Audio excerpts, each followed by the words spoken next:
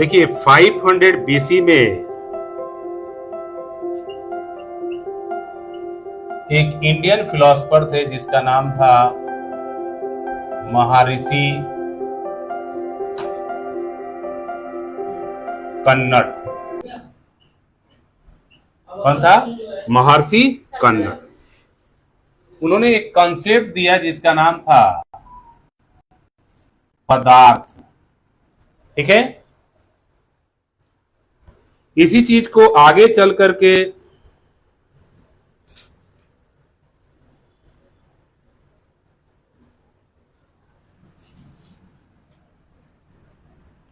महर्षि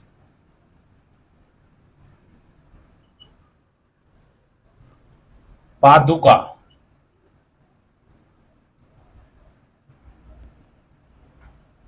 पाकुदा कात्यामा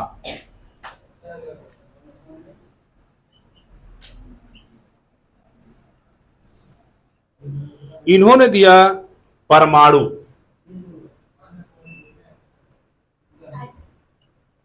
परमाणु यानी this is the smallest unit of the particle. उसके बाद ग्रीक फिलोसफर्स आए।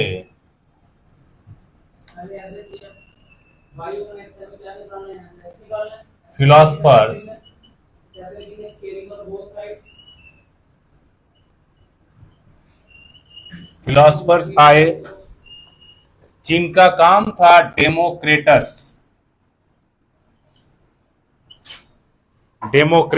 एंड ल्यूसेपस।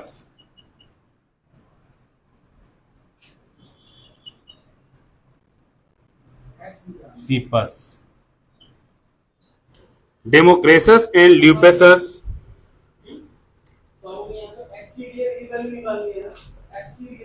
ने वर्ड दिया जिसका नाम था एटम्स। ठीक है, बाद में 18th सेंचुरी में in 18th century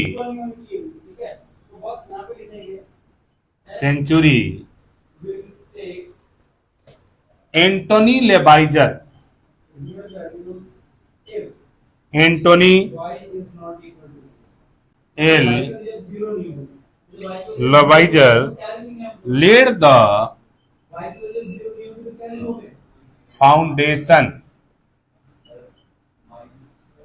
laid the foundation of chemical sciences by establishing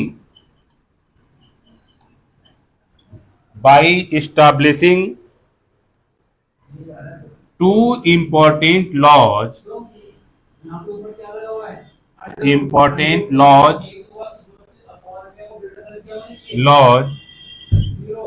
of chemical combination। two important laws of chemical combination। उसमें पहला आया लॉ ऑफ कंजर्व। वैसे तो कई लॉ आए थे, 3 लिख लो यहां। लॉ ऑफ कंजर्वेशन ऑफ मास। क्या थी? Chemical sciences. Law of conservation of मास। दूसरा आया लॉ ऑफ कांस्टेंट प्रोपोर्शन। उसके बाद तीसरा है law of multiple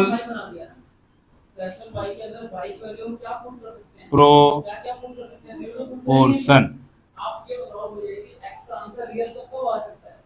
law of conservation of mass 1789 में आया एंटोनी लेवाइजर के द्वारा, एल लेवाइजर। उसके बाद law of constant proportion is specially दिया गया लुइस प्राउस्ट के द्वारा। हम किसका आंसर देख रहे हैं यहाँ पे? x की वैल्यू को देख रहे हैं ना, x का आंसर क्या आ सकता है? लुइस x का आंसर 0 तो नहीं आ सकता। प्राउस्ट के द्वारा।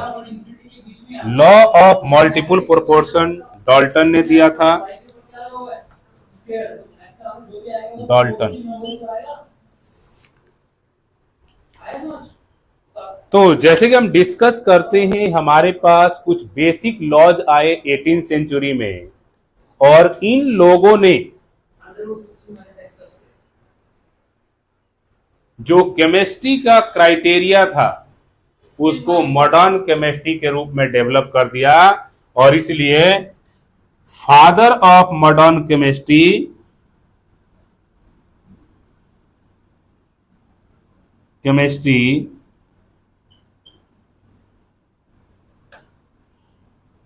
Is equal to Antoine L Lavoisier. Antoine L Lavoisier को माना जाता है, तो he is regarded as the father of modern chemistry. ठीक है, इन्हें फादर ऑफ मॉडर्न केमिस्ट्री के नाम से जाना जाता है, and known as the Antoine L Lavoisier. ठीक है, तो ये क्वेश्चन है ना अगला, आपने किया ना सॉल्व, इसका ना डोमेन निकाल दो, कैसे निकालते हो पहले तो अभी मैं क्वेश्चन दिया इसके लिए आपको क्वेश्चन लिख लेता हूं, कौन सा क्वेश्चन है।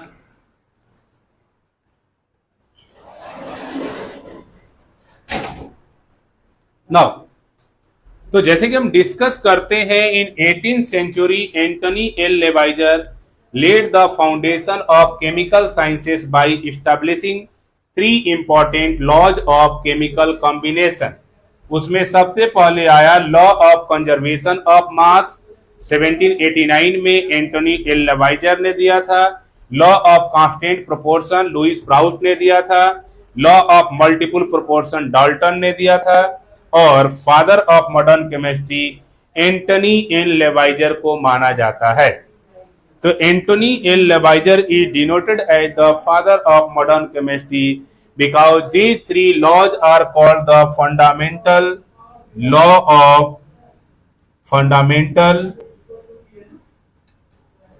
of modern chemistry। Fundamental law of modern chemistry. ठीक है, तो सबसे पहले हमारे देश के ही कुछ बेसिक फिलोसफर थे, जिनमें 500 बीसी में महर्षि कन्नड़ ने एक वर्ड दिया जिसका नाम था पदार्थ। पदार्थ मतलब any type of the substances which occupy space and which has मास, जिसे इंग्लिश में मैटर के रूप में जाना गया। ठीक है, आगे चल करके महर्षि पाकुदा कात्यामा आए, उन्होंने एक टर्म दिया जिसका नाम था परमाणु, यानी सबसे छोटा यूनिट किसी एटम का होगा, किसी पदार्थ का होगा तो उसे परम अणु कहा जाएगा। परम मतलब सबसे छोटा और अणु मतलब particle. Greek philosopher Democritus and Leucippus आए, इन्होंने एक वर्ड दिया जिसका नाम था एटम्स, और एटमस वर्ड से निकला हुआ ये एटमस वर्ड का मतलब होता है नॉन कट या अनकट, जिसे हम दोबारा काट नहीं सकते या सिंपलर फॉर्म में ब्रेक नहीं कर सकते। बट मॉडर्न केमिस्ट्री के हिसाब से हम जानते हैं कि atoms are divisible particles, it has 3 sub atomic particle, that is called electron, proton and neutron. उसके अलावा इसके अंदर 35 पार्टिकल्स होते हैं, जिसमें से 3 ही बेसिक पार्टिकल आपके पास है, जिसका नाम है electron, proton and neutron. Electron पे नेगेटिव चार्ज होता है, प्रोटॉन पे पॉजिटिव चार्ज होता है, न्यूट्रॉन पे कोई चार्ज नहीं होता है। ठीक है, तो this is specially known as the atoms, इसे एटमस के रूप में काउंट किया जाता है। ठीक है, तो महर्षि फाकुदा कात्यामा की बात करते हैं तो इन्होंने परमाणु दिया था, और 500 बीसी में महर्षि कन्नड़ थे, इन्होंने पदार्थ की संरचना दी थी। उसी तरीके से ग्रीक फिलोसोफर थे डेमोक्रेटस एंड ल्यूसेपस, इन्होंने एटम नामक वर्ड का डेवलपमेंट किया था। और 18th सेंचुरी में Antoine L Lavoisier laid the foundation of chemical sciences by establishing 3 important laws of chemical combination. एक था law of conservation of mass 1789 Antoine L Lavoisier, दूसरा था law of constant proportion Louis Proust ने develop किया था, और तीसरा law of multiple proportion Dalton ने दिया था। और फादर ऑफ मॉडर्न केमिस्ट्री के रूप में काउंट करते हैं तो एंटोनी एल लेवाइजर थे। अब इसके आगे वाले कंसेप्ट को हम डिस्कस करेंगे। तो अभी तक ये माना जाता था 17th सेंचुरी 18th सेंचुरी तक कि एटम जो है वो इनडिविजिबल पार्टिकल नहीं है। आज के डेट में हम पढ़ते हैं कि एटम्स आर इंडिविजुअल पार्टिकल, इसको हम ब्रेक कर सकते हैं।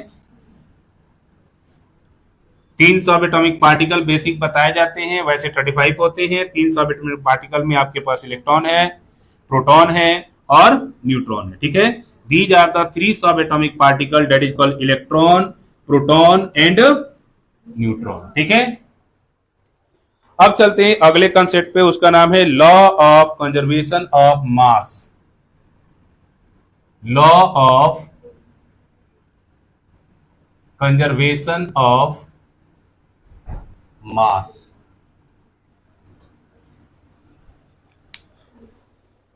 Law of conservation of mass लिखिए, this law was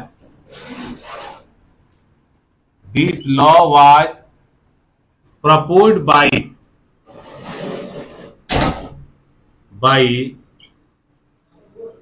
Anthony Lavoisier. This law was proposed by Anthony Lavoisier. According to this law,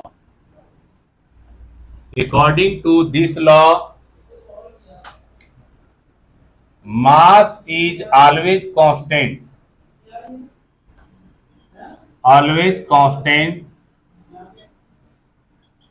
in a chemical reaction.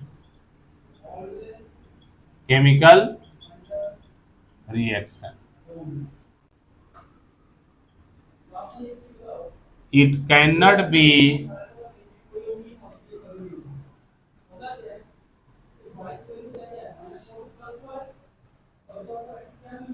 formed or may not be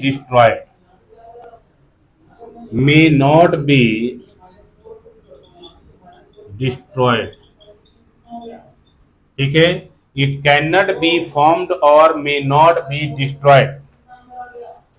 ये form नहीं कर सकता, ना ही destroy कर सकता है।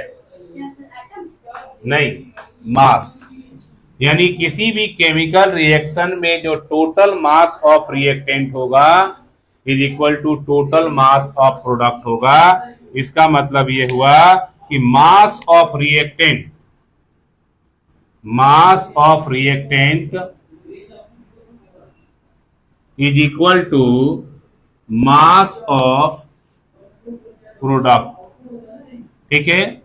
mass of reactant is equal to mass of product। किसी भी केमिकल रिएक्शन को अगर आप बैलेंस करोगे तो जितना मास रिएक्टेंट का होगा उतना ही मास प्रोडक्ट का होता है। इसे बोला गया law of conservation of mass. In any type of the chemical reaction, mass neither be created nor be destroyed, ठीक है। ना तो ये फॉर्म करेगा ना डिस्ट्रॉय करेगा। It cannot be created, cannot be destroyed, ठीक है। Mass of reactant is equal to mass of product. जितना रिएक्टेंट का मास होता है उतना ही मास ऑफ प्रोडक्ट होता है, ठीक है। इसे law of conservation of mass के रूप में काउंट किया जाता है, ठीक है। तो mass of reactant is equal to mass of product. अब मान लीजिए एक एग्जाम्पल लेते हैं हम कि कैल्शियम ऑक्साइड ने जब रिएक्शन किया कार्बन डाइऑक्साइड से तो इसने बना दिया कैल्शियम कार्बोनेट। ठीक है, ये क्या है, रिएक्टेंट है और ये क्या है, प्रोडक्ट।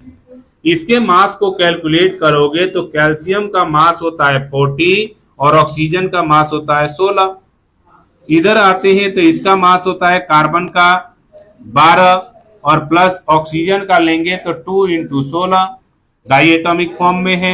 इधर आते हैं तो कार्बन का मास होगा आपके पास 12, कैल्शियम है, कार्बन नहीं है। कैल्शियम का मास होगा 40, कार्बन का मास होगा 12 और ऑक्सीजन का मास होगा 3 इंटू 16। क्योंकि 16 इसका मास है, 3 एटम्स है। इसको कैलकुलेट अगर किया जाएगा, स्टॉप राइटिंग, ये आपके पास है 56 plus 12 plus 32, it gives 40 plus 12 plus 48। ठीक है, इससे आपके पास कंसेप्ट मिलेगा 56 प्लस 4 और 4 44 और इधर अगर आते हैं तो ये हो जाएगा 52 प्लस 48।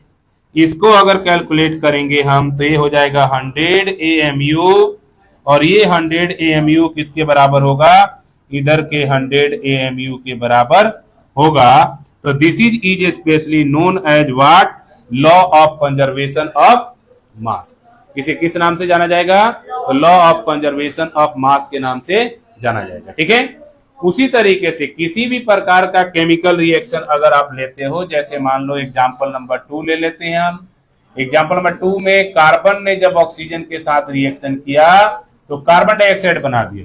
कार्बन का एटॉमिक मास 12, ऑक्सीजन का होता है 16, 2 इंटू 16, इधर लेते हैं 12 प्लस 2 इंटू 16, इसको कैलकुलेट कर देंगे, 12 plus 32 is equal to 12 plus 32, it becomes 44 AMU, atomic mass unit is equal to 44 AMU। But ध्यान रहे कि जो भी केमिकल रिएक्शन होगा वो बैलेंस्ड होना चाहिए। क्या होना चाहिए, बैलेंस्ड केमिकल इक्वेशन होना चाहिए। तो it is applicable on only balanced chemical equation, balanced chemical equation किसके ऊपर होगा, तो बैलेंस्ड केमिकल इक्वेशन के ऊपर एप्लीकेबल होगा। ठीक है, नोट कीजिए।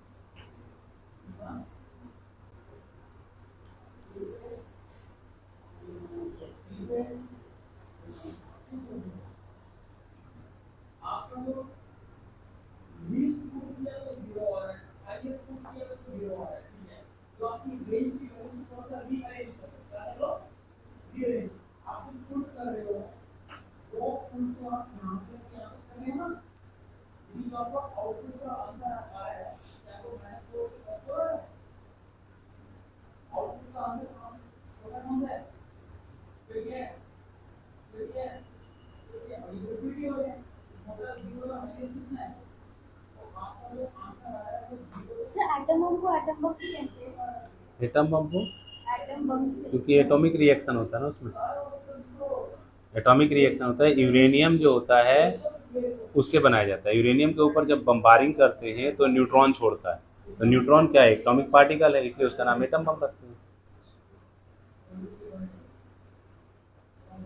और सर हम वाटर को लैब में भी बना सकते हैं? लैब में बना सकते हैं वाटर, बट कॉस्टली पड़ेगा। 1 लीटर पानी कम से कम 10,000 रुपये का पड़ेगा। पेट्रोल भी बना सकते हैं लैब में, 1 लीटर पेट्रोल 1,000 रुपये का पड़ेगा, कौन लेगा? एक कॉस्ट भी तो देखना है ना। पनीर हम अच्छा से अच्छा बना सकते हैं, लेकिन 1,000 रुपये केजी हो जाएगा, कोई खाएगा नहीं। वैसे 250 रुपये में नहीं खाते, कहते नहीं बहुत महंगा दे रहा है। वी आर इंडियंस, हमें चाहिए SST, सस्ता सुंदर टिकाऊ, ठीक है, कम पैसे में अच्छे quality. It is not possible. खास करके देखो, जो बेच रहा उसको भी अपना घर चलाना है। अगर वो क्वालिटी के साथ बेचेगा इज स्पेशली, तो कॉस्टिंग बढ़ेगी, खर्चा बढ़ेगा, और खर्चा बढ़ेगा तो कहाँ से लेके आएगा? ये चीजें हैं, ठीक है। इसीलिए तो हमारे देश में मिलावट, इससे पहले चैप्टर पढ़ाया था ना, adulteration is a common thing in India, और adulteration is a risky thing in other countries. अगर कोई कर रहा है तो फांसी भी होगी, कुर्की जब्ती भी होगी, और उसका कंपनी भी सील होगा। हमारे देश में क्या होता है, एडल्ट्रेशन करेंगे तो ज्यादा से ज्यादा क्या होगा, यहाँ से फैक्ट्री खोल के दूसरी जगह खोल लेगा, ये बंद हो जाएगा, दूसरी जगह खोल लेगा। हाँ, कुछ नहीं। अभी देखो ना, वहां हुआ नहीं, राजेंद्र नगर में कुछ बच्चे डूब गए पानी में। मुझे समझ में नहीं आ रहा कि इतने बड़े बड़े इंस्टीट्यूट है जो पैसा ले रहे हैं, उसके बाद बेसमेंट में काम कर रहे, समझ में नहीं आ रहा। बेसमेंट पार्किंग के लिए बनाया जाता है, स्टोरेज के लिए बनाया जाता है। उसमें इंसान, अगर किसी को मान लो आप ही लोगों को बोला जाए कि भाई बेसमेंट में रहना है, 5,000 रुपये किराया है, ऊपर वाला फ्लोर 15,000 का है, नीचे बेसमेंट 5,000 का है, तो आप रहोगे? कहोगे नहीं, बेसमेंट में नहीं रहना, ऊपर रहना ना। तो बेसमेंट जो होता है वो सस्ता होता है, इसलिए हर एक आदमी क्या करता है, बेसमेंट की तरफ भागता है और बेसमेंट ले लेता हो, ठीक है, सस्ते के चक्कर में। बट ऐसा नहीं करना चाहिए। बेसमेंट तो वैसे दिल्ली जैसे शहर में अलाउ ही नहीं होना चाहिए, क्योंकि दिल्ली वैसे भी कौन से प्लेट पे बैठी है, जो हिंद महासागर की प्लेट है ना, इंडियन ओशन, उसके ऊपर है, उसके ऊपर तैर रही है दिल्ली, ठीक है। जिस दिन उसका लेयर चला जाएगा नीचे फंस जाएगी। खास करके द्वारका वाला रीजन तो पूरा प्लेट के ऊपर बैठा हुआ है, जिसके नीचे पानी है, ठीक है। बट हम लोग करते हैं, थोड़ा कॉस्ट कटिंग करना हमारी वो होता है। हम मोमोज खाने भी जाते हैं तो अच्छे जगह मोमोज खाओगे तो 50 रुपए का प्लेट देगा, और गंदे जगह 20 रुपए में दे देगा, तो हम 30 रुपए बचा लेते हैं, और 30 रुपए बचा करके डॉक्टर को 300 दे आते हैं, ठीक है। ये हमारी थॉट है। अभी जैसे आप ही लोग पढ़ रहे हो, ठीक है, कुछ लोग घर में पढ़ाते हैं, चाहे 10+2 करके पढ़ा रहे हैं, 10वीं वाले भी पढ़ा रहे हैं आज के डेट में। तो वो क्या करेंगे, पढ़ेंगे, ठीक है, आगे जा करके जैसे ही आगे आगे जाएंगे, कॉन्सेप्ट खत्म हो जाएगा, सीधा भागेंगे किसमें, बड़े इंस्टीट्यूट में। वो जाते ही 4 लाख रुपए ले लेगा। अब जितना उन्होंने बचाया 9th 10th 11th 12th में, उतना तो एक ही बार ले लिया हो, और टाइम भी वेस्ट हुआ।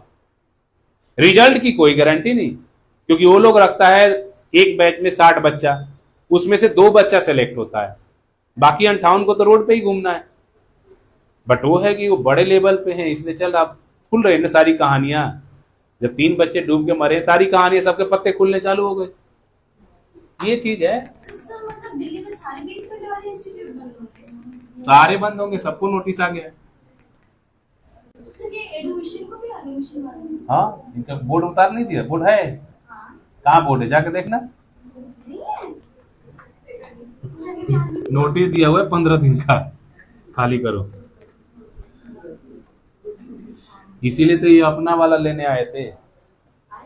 हाँ, मना कर दिया, बोला एक ही जगह 2 इंस्टीट्यूट नहीं चलेगा।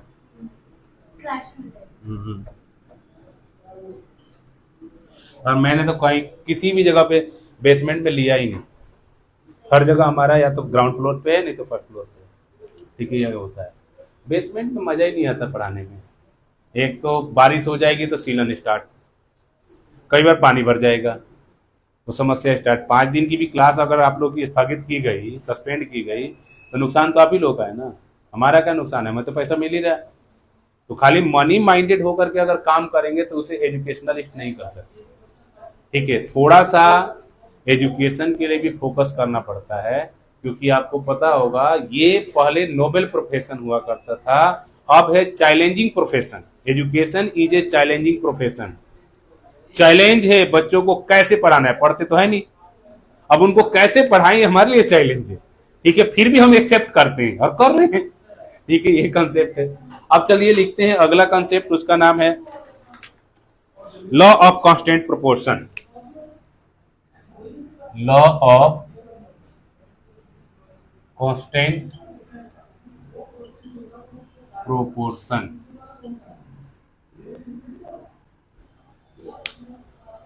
लॉ ऑफ कांस्टेंट प्रोपोर्शन, ठीक है। लिखो, this law was proposed by Louis Proust. This law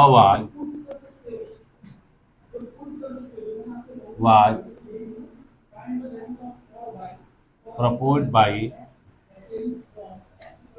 Louis Proust. Louis Proust, ठीक है। According to this law, a compound is formed by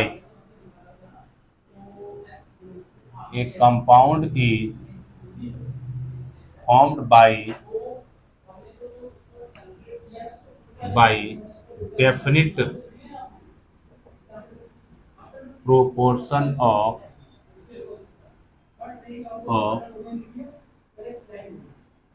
elements. A compound is formed by definite proportion of elements, ठीक है। Example में लिख सकते हैं, water is a chemical compound. Water is a chemical compound made of hydrogen and oxygen. The ratio of hydrogen and oxygen is 1:8. Either the water is taken from any source. Either the water is taken from any source, कहीं से भी लिया गया, इसका ratio क्या होगा, 1:8 होगा।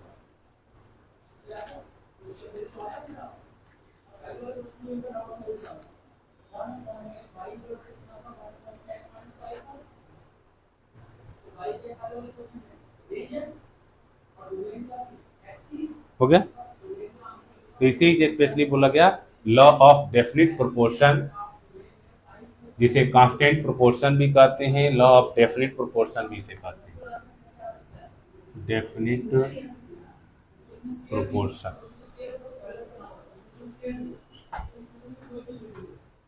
Law of definite proportion.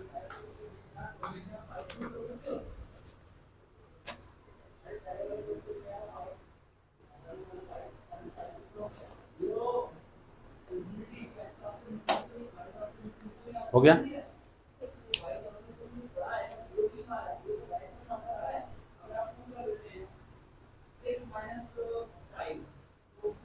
Sir जो पिछला चैप्टर में खत्म हुआ है वो वाला फिर से बात होना उसका टेस्ट हो गया ना? बन भी गया, टेस्ट तो बन गया है, आज अपलोड हो जाएगा साइट पे, उसके बाद नेक्स्ट डे टेस्ट ले लिया जाएगा। साइट पे तो रोज ही अपडेट हो रहा है अपने।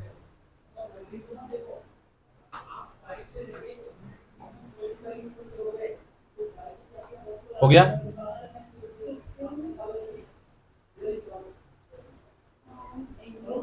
सोर्स कैसे है?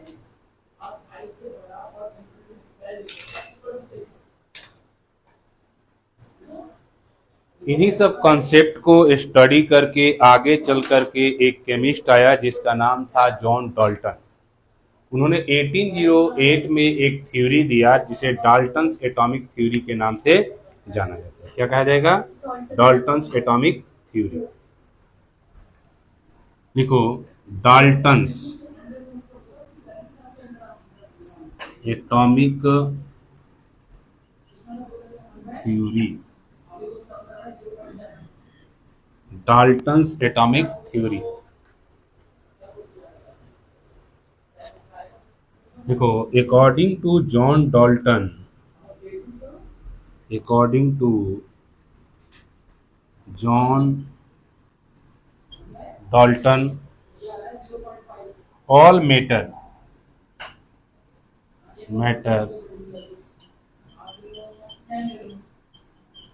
एलिमेंट और कंपाउंड और mixture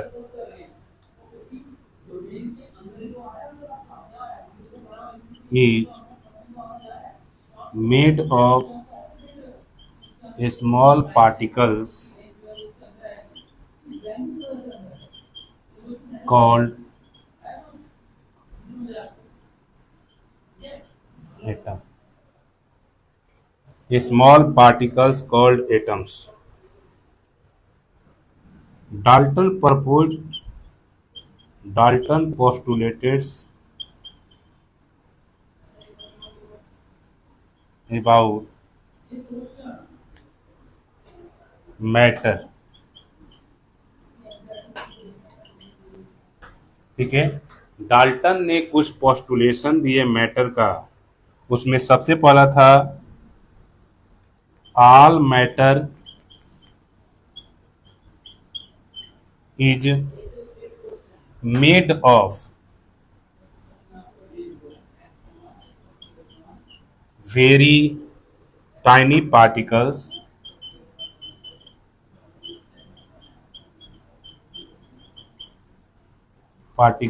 called atom।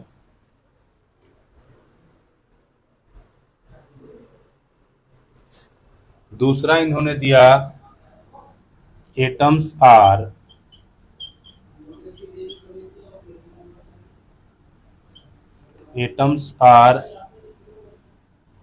Indivisible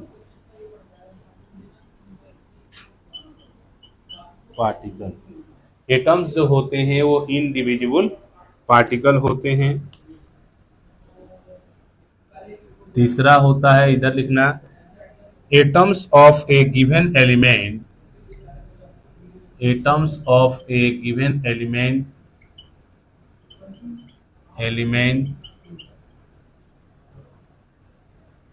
are identical in mass and chemical properties।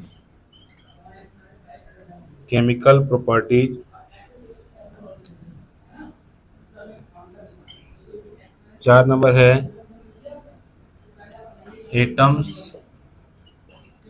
of different elements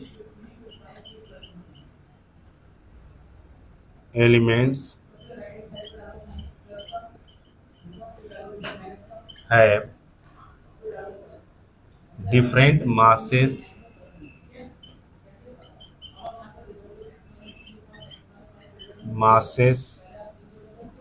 and chemical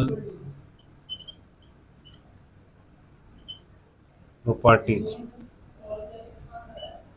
पांचवा है atoms combine in the ratio of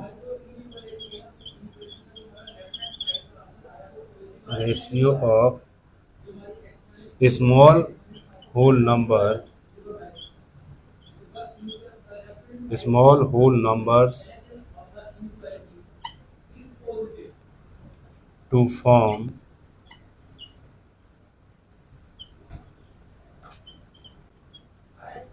compound.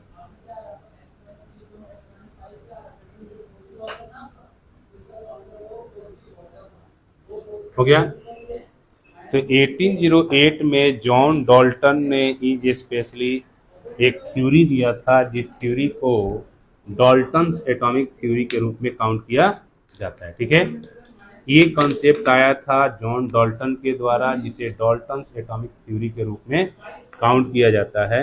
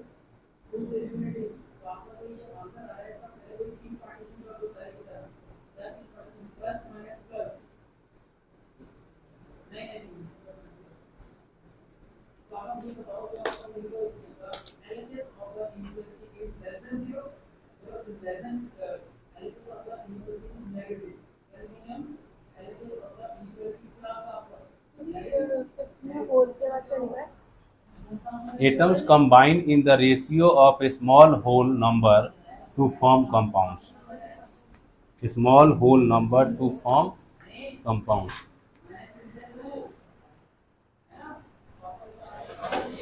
ठीक है, इसे डाल्टन्स एटॉमिक थ्योरी के रूप में काउंट किया गया।